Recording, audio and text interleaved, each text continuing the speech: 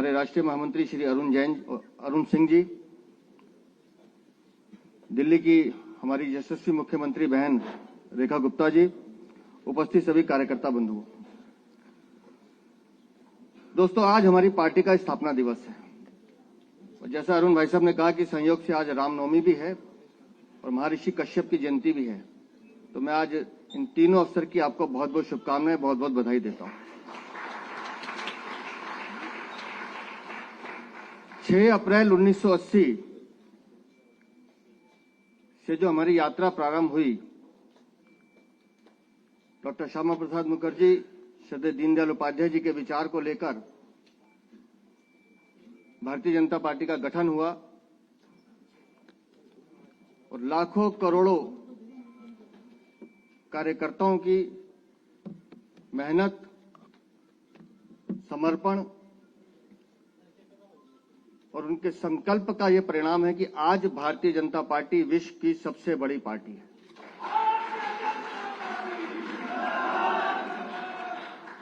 और हम सब कार्यकर्ता सौभाग्यशाली हैं कि हम उस पार्टी में काम कर रहे हैं जिस पार्टी में माननीय प्रधानमंत्री श्रीमान नरेंद्र मोदी जी का करिश्माई सुशासन है, तो वहीं हमारे राष्ट्रीय अध्यक्ष के रूप में श्री जगत प्रकाश नड्डा जी का बहुत ही धैर्य, संयम और विवेकपूर्ण नेतृत्व भी है।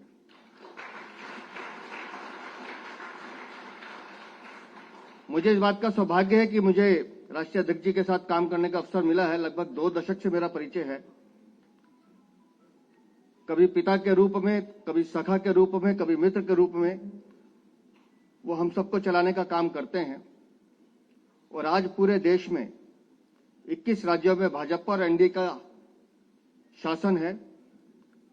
और जो लोग अंक शास्त्र में बिलीव करते हों वो शायद 13 के अंक को अशुभ मानते होंगे, लेकिन हमारे यशस्वी राष्ट्रीय अध्यक्ष जी का जादू है कि दिल्ली वो 13वां राज्य है जो उनके कार्यकाल में हम जीते हैं।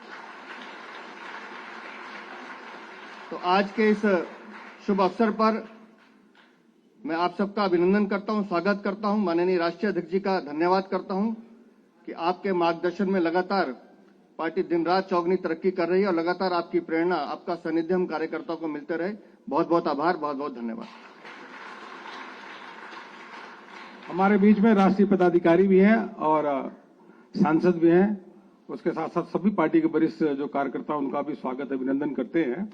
और हम सबके बीच में माननीय राष्ट्रीय अध्यक्ष जी हैं, विश्व के सबसे बड़ी पार्टी के राष्ट्रीय अध्यक्ष, और माननीय प्रधानमंत्री जी के नेतृत्व में, आपके नेतृत्व में लगातार भारतीय जनता पार्टी का विजय प्रशस्त हो रहा है। अभी जब एक तरफ से हम लोग महाराष्ट्र में, पहले हरियाणा में, फिर महाराष्ट्र में, उसके बाद दिल्ली में सरकार बनाया, उससे पहले उड़ीसा में भी भारतीय जनता पार्टी की पहली बार सरकार बनी। ऐसे भारतीय जनता पार्टी के यशस्वी राष्ट्रीय अध्यक्ष जी से मैं निवेदन करता हूं कि आज देश भर के कार्यकर्ता आपको यहां से सुनने के लिए आतुर हैं। आप आए और देश भर के कार्यकर्ताओं का मार्गदर्शन करें। तालियों के द्वारा माननीय राष्ट्रीय अध्यक्ष जी का स्वागत और अभिनंदन करें।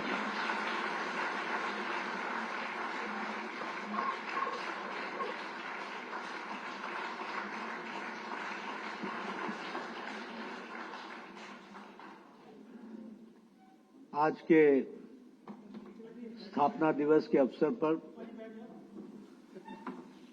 मंच पर विराजमान भारतीय जनता पार्टी के राष्ट्रीय महामंत्री संगठन श्री BL संतोष जी, दिल्ली की यशस्वी मुख्यमंत्री बहन रेखा गुप्ता जी, हमारे राष्ट्रीय महामंत्री अरुण सिंह जी और दिल्ली के बहुत ही जुझारू और कर्मठ अध्यक्ष श्री वीरेंद्र सचदेवा जी,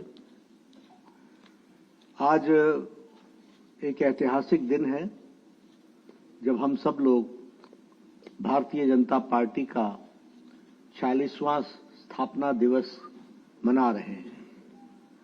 सबसे पहले तो मेरी ओर से और पार्टी के सभी करोड़ों कार्यकर्ताओं की ओर से आप सबको स्थापना दिवस पर बहुत बहुत शुभकामनाएं, बहुत बहुत बधाई।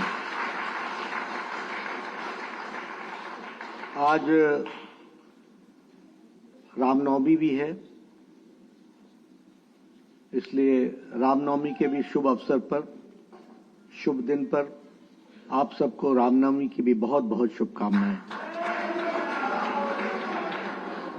जय श्री राम।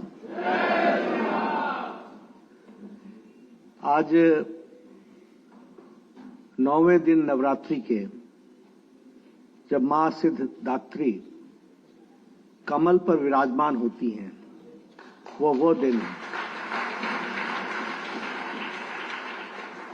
और इसलिए आज का दिन भारतीय जनता पार्टी को मां सिद्धिदात्री का भी विशेष आशीर्वाद प्राप्त होता है। हम सब लोग राष्ट्र के पुनर्निर्माण में, नेशनल रिकंस्ट्रक्शन में, एक पॉलिटिकल मूवमेंट के रूप में, एक राजनीतिक आंदोलन के रूप में इस सफर में अपने आप को शामिल करते हैं। और इसलिए हमें याद रखना चाहिए कि हमारी यात्रा 1951 में राजनीतिक आंदोलन की शुरू हुई। वह यात्रा जनसंघ के रूप में, भारतीय जनसंघ के रूप में यात्रा शुरू हुई। राजनीतिक परिस्थितियों को देखते हुए 77 में कुछ समय के लिए हम जनता पार्टी में शामिल हुए और फिर अपने वैचारिक वैशिष्ट्य को लेकर 6 अप्रैल 1980 को फिर से हमने भारतीय जनता पार्टी के रूप में इस आंदोलन को आगे बढ़ाया। एक वैकल्पिक राजनीतिक व्यवस्था, एक वैकल्पिक राजनीतिक संस्कृति, इस बात को लेकर के यह आंदोलन चलता रहा। आज जब मैं याद करता हूं तो मुझे बैठे बैठे, जब अभी चर्चा हो रही थी, तो मुझे याद आया कि किस तरीके से जब हमने जनसंघ के दिया को अलविदा कहा तो उस समय अटल जी ने क्या वाक्यों का प्रयोग किया था। और मुझे वो भी याद है कि जब आडवाणी जी ने 6 अप्रैल में सब एक तरह के विचारधारा के लोग एकत्र हो जाओ और भारतीय जनता पार्टी का आह्वान किया था, तो उस समय का भी पॉलिटिकल डिस्कोर्स मेरे को याद है। उन दिनों एक इलस्ट्रेटेड वीकली एक मैगजीन होती थी और वो इलस्ट्रेटेड वीकली बहुत पॉलिटिकल और हिंदी में दिनमान होता था। मैं चाहूंगा कि आप सब लोग आर्काइव्स में जाकर के उन आर्टिकल्स को जरूर पढ़ें, तो आपके ध्यान में आएगा कि घना बादल कितना था, परिस्थिति में कहीं भी सूरज की किरण दिखती नहीं थी, लेकिन हमारे नेताओं की दृष्टि में स्पष्ट था कि हमारा रास्ता सही है।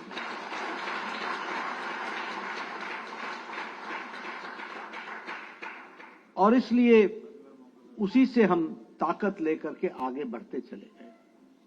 और आज हम नहीं, हमारे विरोधी भी पार्लियामेंट में भी जब भाषण देते हैं तो कहते हैं ये जो दुनिया की सबसे बड़ी पार्टी है, यानी the certificate is not given by us, it is given by them. वो कटाक्ष हमारे ऊपर जरूर करें, लेकिन वह भी इस अलंकार के साथ कहते हैं कि ये जो दुनिया की सबसे बड़ी पार्टी है। कई बार हमको देखना चाहिए कि हमारे विरोधी भी हमारी ताकत को किस तरीके से पहचानते हैं। ये सब हमें ध्यान में रखना चाहिए कि हम वोट की खातिर इधर से उधर डिगे नहीं। हम सत्ता को पाने के लिए हमने कोई समझौता किया, विचारधारा के साथ समझौता किया या विचारधारा को डाइल्यूट किया, ऐसा हमारी यात्रा में नहीं हुआ। ये अकेली पॉलिटिकल पार्टी है जो आइडियोलॉजिकल वैचारिक अधिष्ठान पर अपने आप को अडिग रखा है और उसी पर ताकत के साथ आगे बढ़ती है।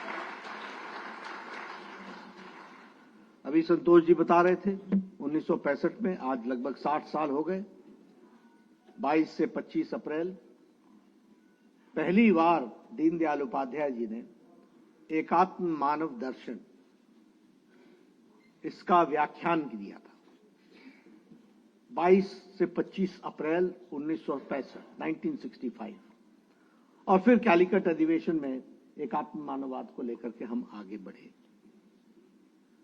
हमारा उस समय मजाक उड़ता था, खिल्ली उड़ती थी, ये क्या है तुम्हारा कोई इकोनॉमिक एजेंडा है क्या?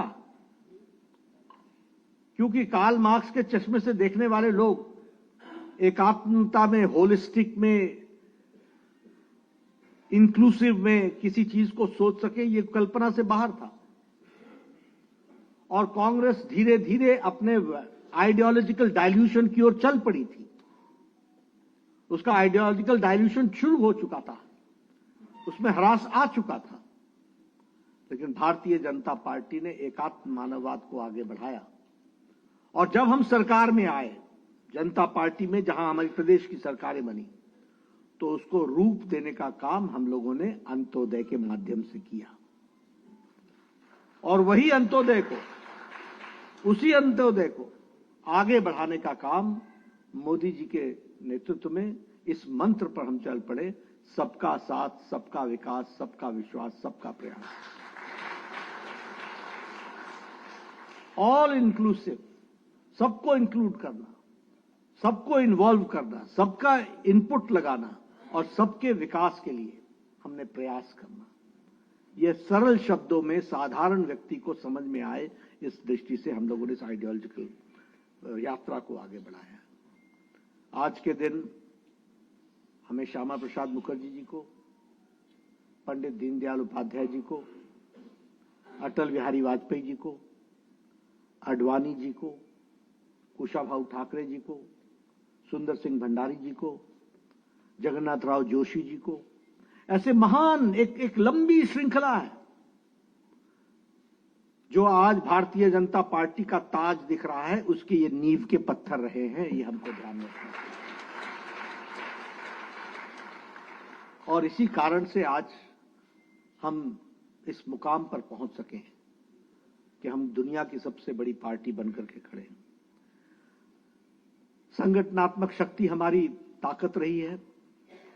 और जब मैं आइडियोलॉजिकल बेस्ड पार्टी कहता हूं, तो हमारे को ध्यान में रखना चाहिए कि श्यामा प्रसाद मुखर्जी ने 1949 में शायद नेहरू के कैबिनेट से, 48 में शायद नेहरू के कैबिनेट से इस्तीफा देकर के एक वैचारिक अधिष्ठान को लेकर के कि एक देश में दो संविधान नहीं चल सकते, एक देश में दो निशान नहीं चल सकते, एक देश में दो प्रधान नहीं चल सकते, इसको नेहरू की कैबिनेट से उन्होंने इस्तीफा दिया था। और 1951 से हमारी यात्रा शुरू हुई। 1953 में उन्होंने सत्याग्रह किया और आंदोलन का नाम था एक देश में दो निशान, दो विधान, दो प्रधान नहीं चलेंगे। और हम सबको मालूम है कि उनका बलिदान हुआ श्रीनगर की जेल में। संदेहास्पद स्थिति में उन्होंने अंतिम सांस ली। उनकी पूज्य माता ने जवाहरलाल नेहरू को चिट्ठी लिख करके कहा कि इसकी जांच होनी चाहिए। जवाहरलाल नेहरू जी ने उसको ठंडे बस्ते में डाल दिया और हमारे लाखों कार्यकर्ताओं ने बहुत गहरी सांस लेकर कहा था कि यह लड़ाई जारी रहेगी और हम इसको पूरा कर सकेंगे।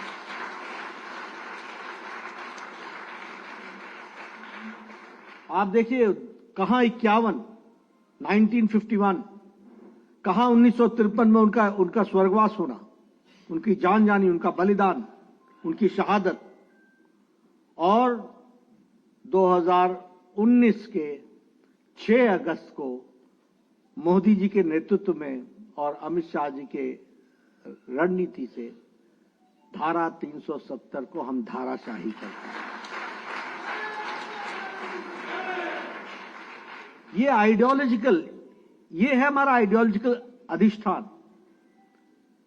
कितनी बार हम श्रीनगर गए, लाल चौक पर गए, झंडा फहराया, प्रधानमंत्री मोदी जी भी गए डॉक्टर मुरली मनोहर जोशी जी के साथ।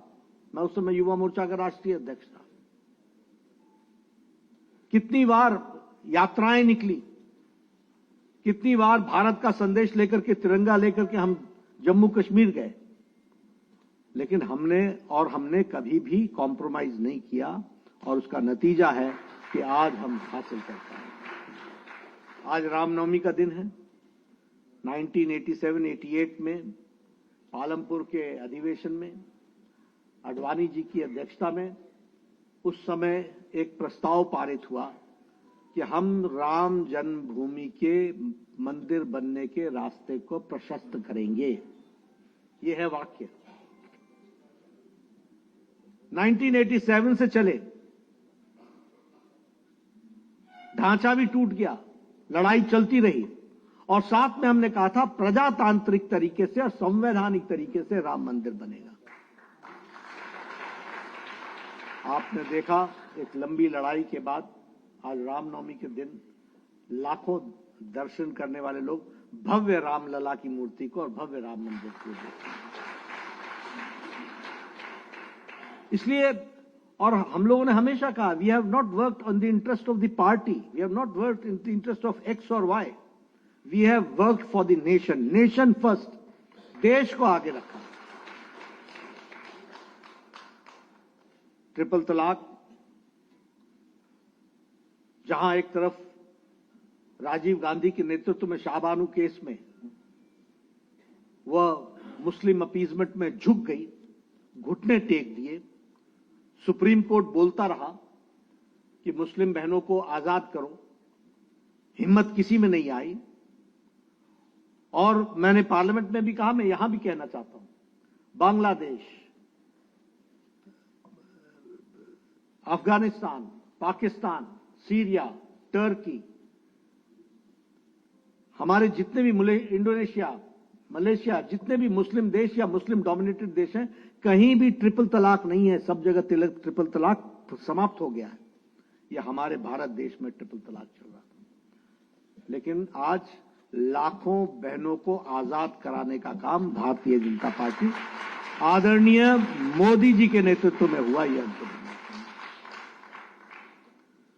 सीए, जवाहरलाल नेहरू और लियाकत अली का पैक्ट हुआ था,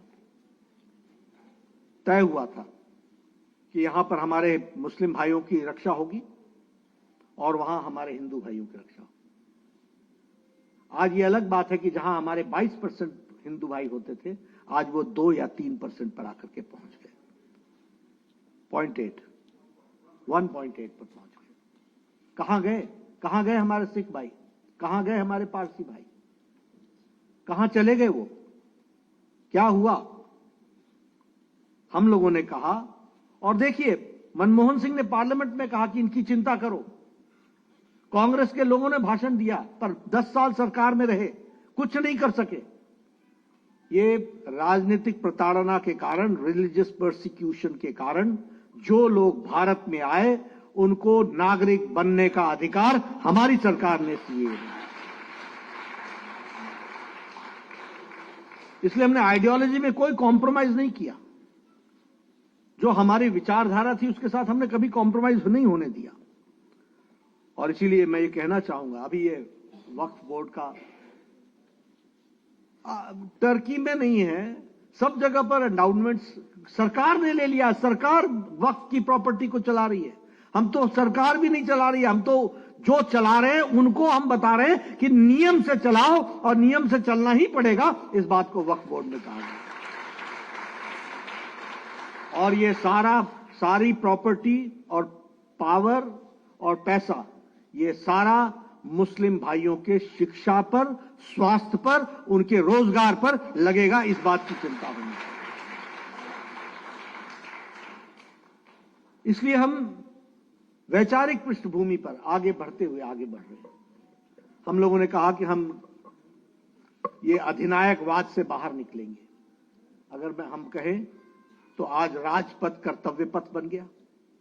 सुभाष चंद्र बोस जी की मूर्ति वहां विराजमान हो गई। जॉर्ज का इंसिग्निया नेवी के उससे निकल गया और छत्रपति शिवाजी महाराज का सील वहां पर लग गई। हमारी कोशिश हुई कि जो भारतीय परंपरा, रीति, नीति, संस्कृति के साथ जुड़ा हुआ हमारा इतिहास है उसको हम आगे बढ़ाएं, और उसमें भी हमने आइडियोलॉजिकली कभी अपने आप को कॉम्प्रोमाइज नहीं किया। इसलिए we are ideological based party, we are mass based party also, ideological base with a mass following.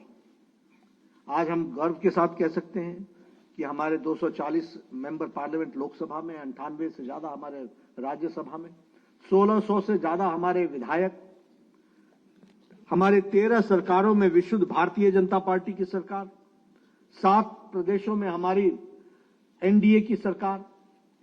यानी आज भारतीय जनता पार्टी और हमारी विचारधारा में ये करोड़ों करोड़ों कार्यकर्ताओं के द्वारा जो योगदान हुआ है उसके माध्यम से हम एक आइडियोलॉजिकल बेस्ड पार्टी और मास फॉलोइंग के साथ और कार्डर बेस्ड पार्टी खड़े। जब मैं कार्डर बेस्ड पार्टी कहता हूं तो अभी अभी हमारी मेंबरशिप समाप्त हुई है। हम 13.5 करोड़ से ज्यादा क्रॉस कर चुके हैं, 13.5 करोड़। 10 लाख से ज्यादा हमारे एक्टिव कार्यकर्ता हैं। लगभग हमारे 6 लाख बूथ पर हमारे बूथ अध्यक्ष हैं।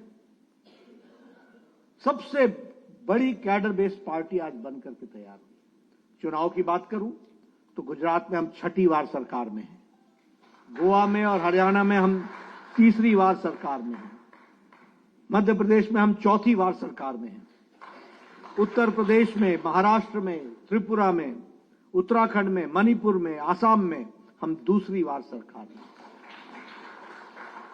और इसलिए, और सबसे बड़ी बात यह कि 27 साल बाद हम दिल्ली में भी विराजमान हैं।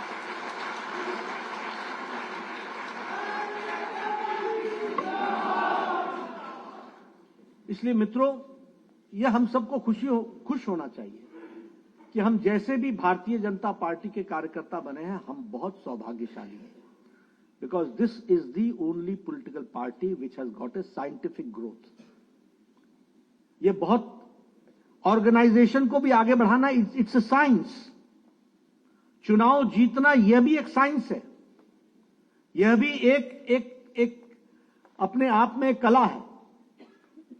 और वैचारिक अधिष्ठान के साथ बिना कॉम्प्रोमाइज किए उसको पूरा करना, यह भारतीय जनता पार्टी का कमिटमेंट है।